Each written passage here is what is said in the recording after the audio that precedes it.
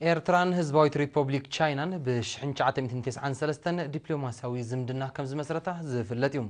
ትማሊ 15 ግንቦት ድማ ዝኽሪ 20 ዓመት ኣብ ከተማ ኣስመራ ኣብ ዝርከብ ቀጽሪ ኤምባሲ ቻይና ተጸንቢሉ። ፍሬን ፍጹም ጸብጸብ ኣለዎ። ዝኽሪ 20 ዓመት መምስራት ዲፕሎማሲያዊ ዝምድና ኤርትራን ህዝባዊት ሪፐብሊክ ቻይናን ፕሬዝደንት ኢሳያስ አፈወርቂ ላዕለዎት ሰበስልጣን መንግስትን ግንባርን ከምኡውን ዕዱማት ኣጋይሽ ኣብ ዝተረኽብሉ ብ15 ግንቦት ኣብ ኣስመራ ቀጽሪ ኤምባሲ ህዝባዊት ሪፐብሊክ ቻይና ተጸንቢሎም።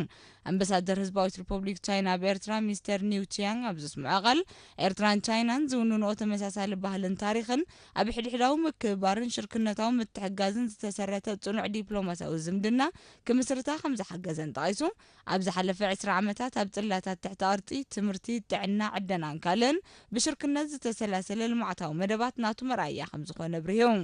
ኣብ ሚኒስትሪ ጉዳያት ወጻኢ ሓላፊ ጠረጴዛታት ኣምባሳደር ፍሳሐ ጴጥሮስ ብወገኑ ዓሚቕ ሰረት ንዘለዎ ዝምድና ክልተን ሃገራት ብሓፈሻ ንኽልተኣዊ ዲፕሎማሲያዊ ዝምድና ድማ ብፍላይ ድሕሪ መብርህ ኣብ ማሕበራዊ ባህላዊ ቁጠባውን ፖለቲካውን ኣመለኻኽታተን ሃገራት ከምኡውን ኣብ ጽኑዕ መሰረት ዝተነድቀን ጽቡቕ ኣንፈት ሒዙ ዝምዕብል ዘሎ ዝምድናታትን ኣመልኪቱ ሰፊሕ መግለጺ ሂቦም።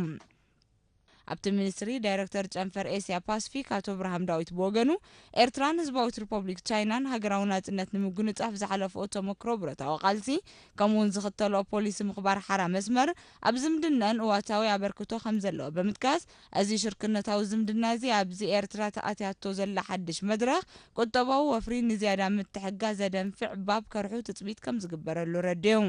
ብድሕሪ እዚ ኤምባሲ ህዝባዊት ሪፐብሊክ ቻይና ብኤርትራ ንክቡር ፕሬዝደንት ኢሳያስ አፈወርቂ ህያብ ኣበርኪቶም። ኤርትራን ህዝባዊት ሪፐብሊክ ቻይናን ድሕሪ ምእዋጅ ውፅኢት ረፈረንደም ኣብ 1993 ዲፕሎማሲያዊ ዝምድና ከም ዝመሰረታ ይፍለጥ።